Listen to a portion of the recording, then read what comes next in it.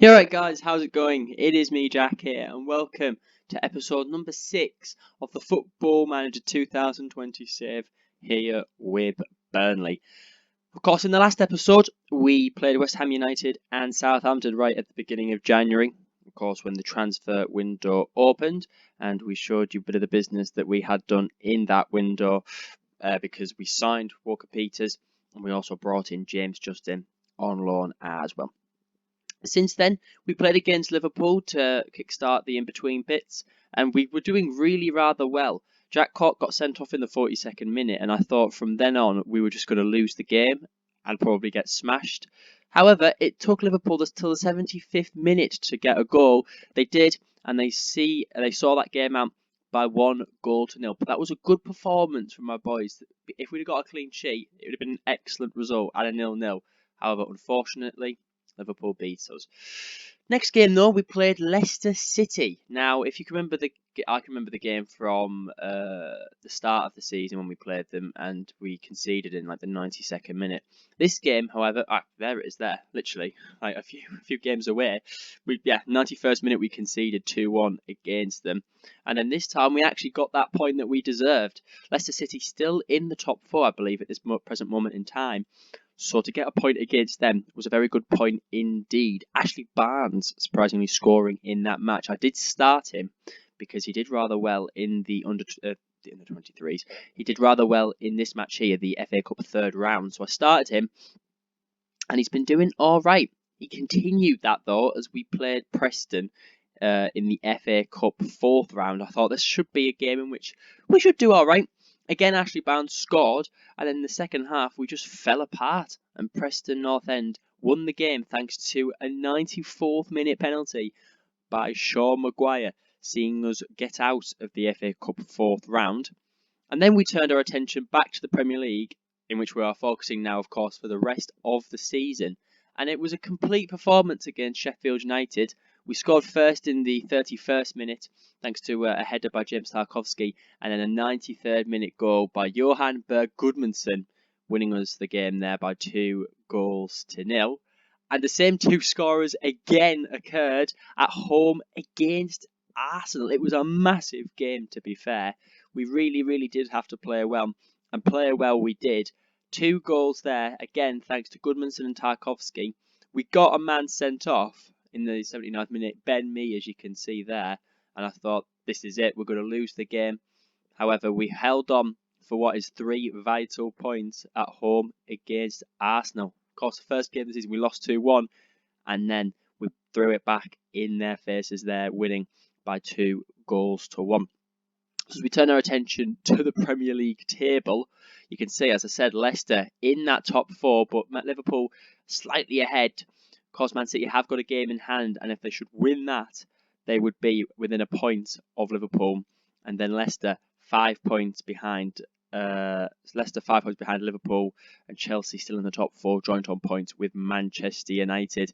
A big defeat that was, though, for Arsenal against us. And as you can see, if they win their game in hand, they would be joint on points with Chelsea and Manchester United. Where we sit, though, is 11th place. We're sort of in amongst it, to be honest with you. I mean, I think if you look behind now, a bit of a gap is starting to form between ourselves and Watford in 13th, so it could look like a top 12 finish. However, I am sort of trying to look ahead a little bit to Bournemouth here and Everton. However, you know, if we could finish 12th this season, it would be an absolutely fantastic finish. I do think we are clear of relegation now. I don't think we should be going down unless absolute scenes would occur, but we should be all right in this game. There is a piece of transfer business to show you as well, because of course we haven't been here since January. I brought it, well actually I was contemplating bringing this guy in on loan, and Man United were wanting like a monthly fee, quite a big monthly fee for us to take him. However, I had the director of football set to bring in players, and then I can finalise whether I want to actually bring them in or not. And on deadline day, my director of football decided to loan in Angel Gomez. And I looked at the fee, and it was a lot cheaper than what we were going to pay. I am paying all of his wages, I think. However, I'm not paying that monthly fee, as you can see here. Absolutely nothing. So we brought him in until the end of the season. just as a backup winger, to be honest with you, because we had McNeil, and then from there, of course, we've been using Brady a bit. But I thought for £20,000 a week, he is a decent winger. He hasn't really shown what he's worth yet. I only brought him in for 20 minutes, I think it was, in the last match. But yeah, just like James Justin, he's here just for to the end of the season for a bit of squad depth, and hopefully he can help us on our way. As you can see, though, we've got £5.8 million in the bank account as well. A decent bit of wages available to us as well, because we sold Eric Peters. He finally left the club after, quite a bit of unhappiness, shall we say, as he wasn't getting played by me. He's gone here, as I said, to Al Garafa. I think I showed you this in the last episode. However, you didn't see me finalise the deal because there was a few potential clubs he was going to go to. It is Qatar. I said Saudi Arabia in the last episode. It's actually Qatar he's gone to. He's doing all right, to be fair. An average rating of 7.44. But yeah, he could have probably done a job for me in the Premier League, but I just didn't really fancy using him. I'd rather use Brady. And I thought let's profit from him, in which we have done. Manager performance-wise, we sit now at a B+. They were happy with the finances involved in bringing in Angel Gomez, because he adheres to one of the club culture visions, which is sign players under the age of 22 for the future. I mean, he's not really signed, is he? He's just brought in on loan, and he's under the age of 22. They are satisfied. They were previously disappointed with us playing defensively solid football, but it's nice to see that they've changed that to satisfied. We're of course we are on course to work within the wage budget, and as you can see here as well, at the end of the current season, we did fail the 5th round objective, and they will be disappointed at that for us losing at home to Preston North End. But as you can see there as well, they are very pleased that we are mid-table and that we are indeed saying goodbye to relegation.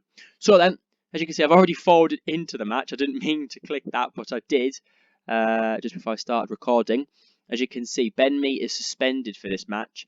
Phil Bardsley, in terms of the injury report, should be back in the next few weeks.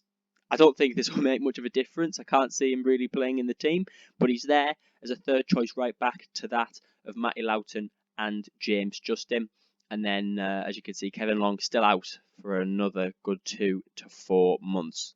From that, though, everyone else is pretty much fit. Barnes and Brady are coming back. Barnes is on the bench for today's match, though, as you can see by this screen here. Chris Wood is starting up top, and I know he's my top goal scorer, but 7 goals. He has not been doing well for me lately, as you can see by his form. He was injured for a little bit. This is where Ashley Barnes played and did quite well. He played for a little bit there against Arsenal 6.7, but before that, he just hasn't done well at all. His last goal came in the middle of, it's literally been 2 months. Been 2 months since he last scored a goal, so it's worrying signs. Ashley Barnes is there, though, to be brought on, but as you can see, this is probably one of our strongest lineups. Nick Pope in goal, a back four of Matty Loughton, Tarkowski, Gibson and Taylor. Cork sitting in the defensive role with Hendrick and Cham in the midfield, and the front three in which we have used a lot this season. Goodmanson on the right, McNeil on the left, and Chris Wood up top. To be fair, though, we had our doubts about Goodmanson at the start of this season and quite a way into the season. He is doing better. He went through a little bit of a drought in which he didn't really do anything here. However, the last 2 matches, he's done all right. Hopefully, he can continue this against Villa, and as well as that, Dwight McNeil up to 4 stars in terms of his ability. His form as well has been. He got an assist in the last match. It's been very on and off with McNeil, so let's hope he can round out this season and do rather well. But Villa, you can see, are running a 4-2-3-1. Younes is a new signing for them on the wing, but they have got some strong players in there. Players such as Jota, Wesley up top, a decent midfield partnership of McGinn and Drinkwater, and the captain, former Burnley goalkeeper, Tom Heaton. Let's move on then to the dressing room, and I'm going to tell the boys, of course, we won this game by 5-1 in the last our last meetup against them. So come on, lads, show me what you can do to keep this run going. I have got faith in all of you. I'll just tell them calmly. Chris Wood looking happy. That is good. I won't tell you if we have such a plan in mind. Let's continue on then as we play this match at home against Villa. We are playing with a positive mentality as we hope to try and continue to win. Villa are in the relegation zone. West Ham must have won their last match because they're out of it now, but it is still quite close. As you can see, Newcastle sat bottom on 13 points, but there is still 5 or 6 teams in there that are looking still to try and survive. I think anyone down, probably Watford and below, still potentially looking over their shoulder as we continue to play here. 30 minutes in, nothing really happening. We have picked up a slight knee injury to McNeil, which is a little bit annoying. A bruised knee, to be precise. As a highlight will now be occurring. Burnley in possession of a corner. Oliver Cham with it, puts it into the box. Chris Wood's there, and it goes over the crossbar and out for a goal kick. So we try to see what we can do here. Aston Villa on the ball there. Going to be trying to attack. Drinkwater finds it on the edge. What can Drinkwater do with it? It's a curling effort, and I mean, what have we tried to do defensively there? What was that? I think he tries to put a ball in. He used to play for Burnley as well, if you can remember, on loan. But Pierre gets it, finds Drinkwater, and then I think he whips it in, but it just doesn't touch anybody. And then the goalkeeper's confused, the whole defence is confused, and Aston Villa lead away from home here.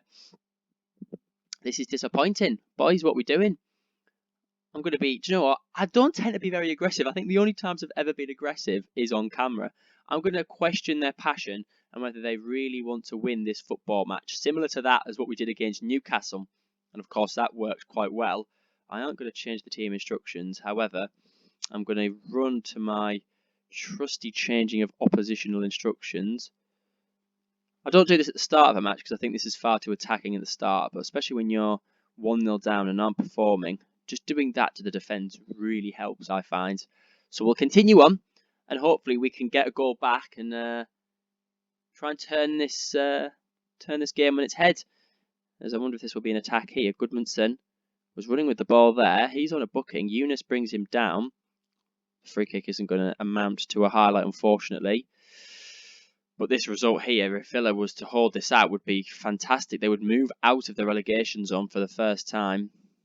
Well, I don't know whether it's the first time or not, but 60 minutes in, I'm going to change this up. McNeil, let's get Angel on. I'm going to take off Hendrick because he's not having the greatest of games. We'll see what he can do. I know I've got some of these players going to be playing in the under-23s match, which is coming up after this, so I don't really want to abuse them in this match. But this isn't really going very well, is it, boys? I'm going to take off Chris Wood for Barnes. See what Barnesy can do up top because this is just not working. I'm going to go attacking as well, actually. Something I don't tend to do very often.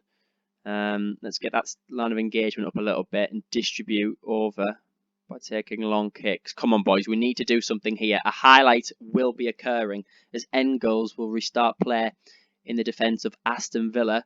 Will it be an attack for them, though? Gilbert on the ball. Brownhill with a good interception. Now can we finally do something with it? As Taylor picks it up. Finds Nick Pope. Is he going to hoof the ball forward or is he just going to pass it? He hoofs it to Goodmanson, who knocks the ball down to Ncham.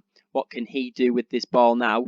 He's passing inside to Barnes. Oh, Barnes, that would have been fantastic if you were to come back from your injury and score coming off the bench. However, we do have a corner. Ncham to Goodmanson. No, he can't get there. Brownhill gets it back. Will that round out the highlight or will we continue to play? We continue to play. Goodmanson. The ball's cleared. Come on, boys. This is not gone well at all today. I wasn't expecting to lose at home against relegation threatened Aston Villa. However, it appears it's going to happen. A 44th minute from Danny Drinkwater. A goal from Danny Drinkwater. Is this what's going to separate us? We're into the 90th. And it's going to round out like that. We've lost at home to Aston Villa. I'm going to tell them you were just not good enough today. Be assertive in our response there because that was just not good enough. How we've lost that is just disappointing. I mean, I don't think that will, make us question whether we're going to survive or not. I think we are still going to survive, but that's disappointing. Of course, in the next game, we're going to be playing Everton, which is quite big because Everton are around us in the league table. But I mean, you look at some of the fixtures that we've still got to play. Norwich at home, of course, Newcastle. This game, of course, we got the 4 points in the previous episode. We've still got to play big teams such as Man City and Man United, who are challenging for that title. Chelsea in there as well. Then we round out the season away from home against Mourinho's Tottenham. There is still some very difficult matches to play. However, we do have Everton. McNeil's only out for a few days, so we should be back. But this is what I was talking about previously. Wood has now played 8 matches without finding the back of the net. I think next season, we've got to go out there and try and find a striker. We might have to look to sell probably Chris Wood and potentially even both strikers, bring in 2 fresh strikers and see what they can do, because Chris Wood, he's valued highly and his ability is still there. It's still a good ability, but he has not worked this season. 7 goals for a striker just isn't good enough in the Premier League. It's just not. So what we'll do is we'll advance forward and we'll play Ancelotti's Everton side and hope that we can try and at least score in today's episode. Here we go then, Everton away for the next part of this episode. They sit literally ahead of us. However, 6 points are the gap between ourselves and Everton. We're joint on points with Brighton in 12th, and then Watford are 4 points behind us in 13th. It is still... anything can happen, is basically what I'm trying to say here. But we play Carlo Ancelotti's men, who sit 10th at the moment, which I don't know whether you can say that's surprising or that's where maybe you expect them to be. Because I think that the table is quite realistic of real life, how we see it at the moment. The way it's all positioned. I mean, this is the first season, and this is fairly representable. But as you say, we sit in 11th, 6 points behind them. It would be great if we could get a result. I think it was 3-1 was the result when we played them last time. Yeah, it was. We scored with Chris Wood. However, he's not playing in this match today. Ashley Barnes is going to be my main striker up front. I'll show you the team. Pope will be in goal. A back 4 of James Justin rather than Loughton. Tarkowski, Gibson and Taylor. Gibson continues at the left centre-back position because I think Ben Mee is still suspended. Midfield of Westwood in the DLP role rather than Cork with Cham and Brownhill. And I've gone with Aaron Lennon at right wing, Dwight McNeil on the left, and as I say, Ashley Barnes up top. A different triangle here, but we'll see how this goes. On the bench, we've got Hart, Loughton, Brady. Do I want Brady on there? I haven't really got another choice, have I, to be honest, so we'll keep that there. Hendrick, Goodmanson, Gomez, and Chris Wood. So without further ado, then, let's get into this game here, away against Everton. A draw wouldn't be the end of the world, to be honest with you. We're going to try and play... I'm going to play balanced, actually. I know I've set it to positive, but I'm going to change that just quickly to a balanced mentality. See if we can try and get something out of this match today against Everton. But if you would have told me that I'd have been 6 points behind Everton at this stage of the season, it would have been absolutely fantastic. So, yeah. Let's see what we can do today, then, and see if we can beat Everton. It'd be difficult, but why not? We're only 6 points away as well from the magic 40 if results were to stay how they are, which again is absolutely fantastic that we've been able to hit the 40 mark this season as well. But 15 minutes in here, we do have the first highlight of the game. Brownhill trying to find a man in the centre. Tarkowski gets it laid back and it hits off the bar, I do believe. Jordan Pickford with a good stop. 2 England goalkeepers here in goal, surprisingly. Both facing off each other. But, yeah, Pickford has had the most shots sent towards him as well. It'd be fantastic if we could get all 3 points here today. They're running with a 4-2-3-1 formation.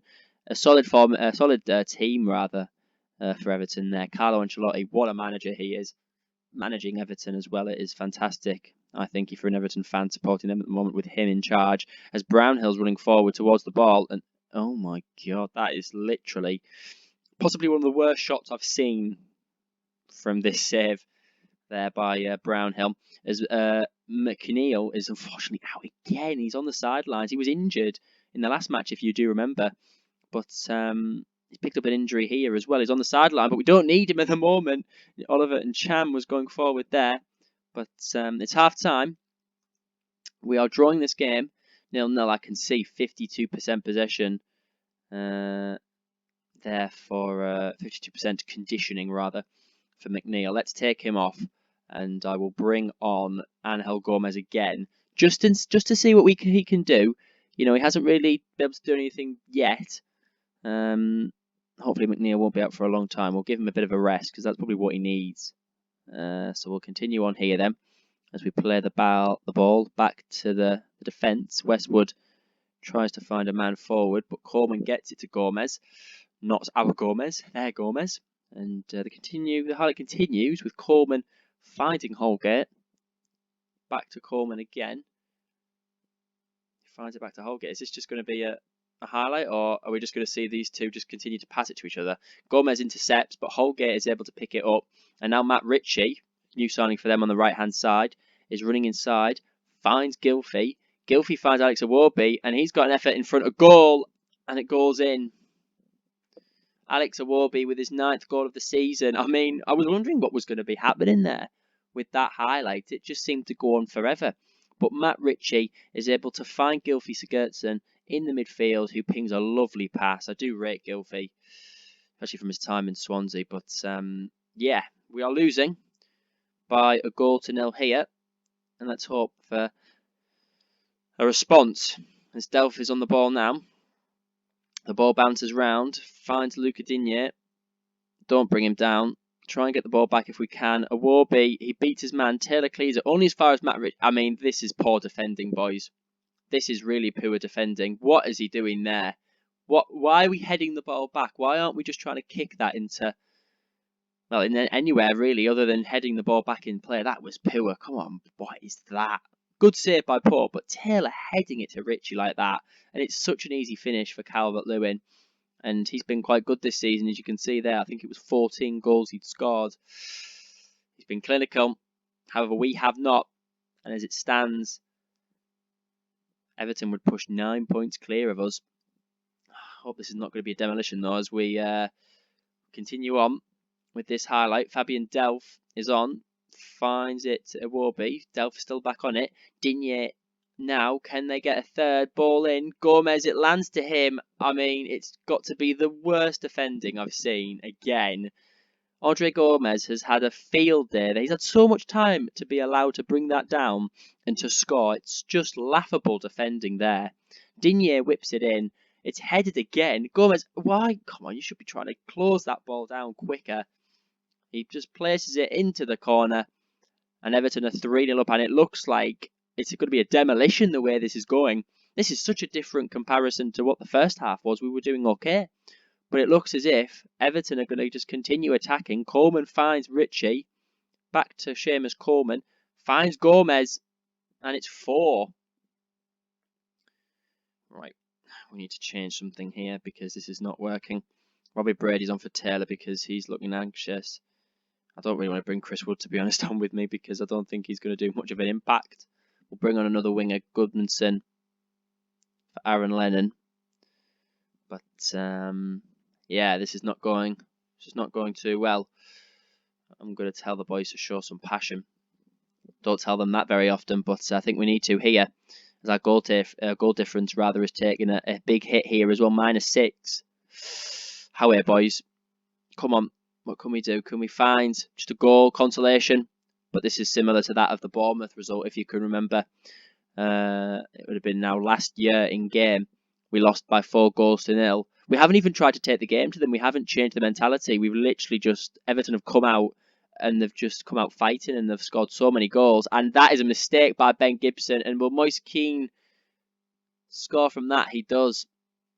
This is the worst defending I've ever seen. What is this?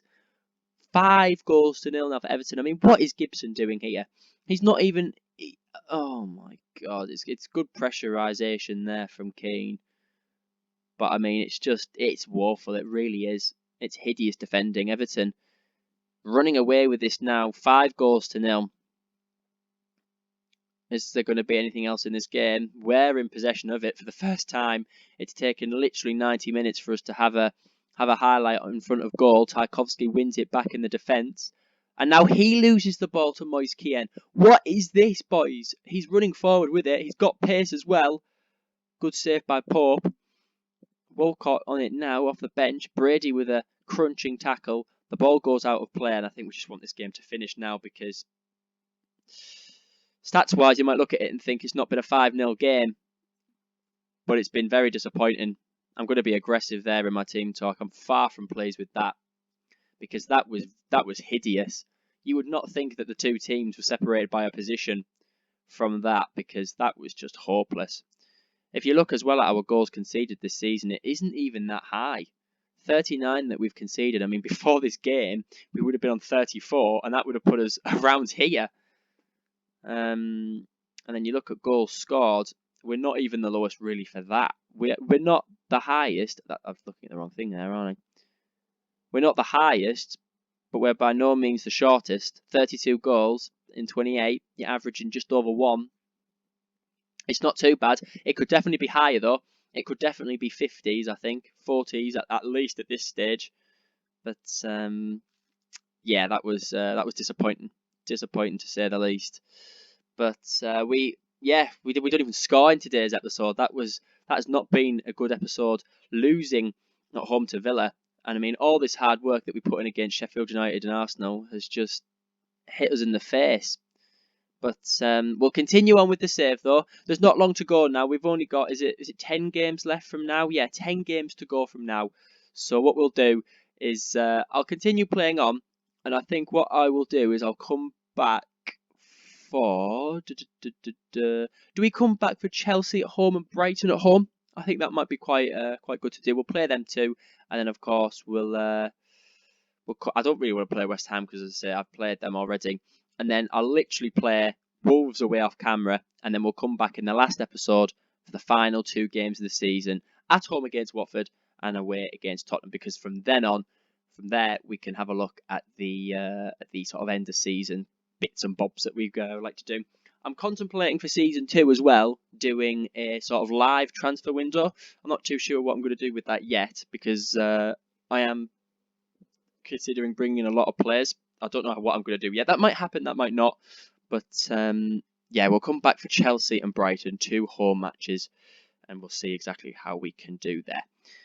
However, guys, if you have enjoyed this video, even though we haven't scored, please do hit that subscribe button. Like that video as well if you haven't done so already. And please do comment any transfer suggestions for next season, because as I look at it here, there's positions that we need to strengthen. This area of the field will definitely need strengthening. I think we need a right winger as well. Midfield might not really get touched, to be honest with you. I think we could do with this for another season in the midfield, but I think defensively some new recruits will have to be brought in. I think we need about 5 or 6 players to supplement the squad, to improve it in terms of quality and in depth. And we'll be working very hard over the summer to try and bring in these players as well. But for now, guys, thank you for watching, and I'll see you for the next episode very soon. Take care, guys, and bye-bye.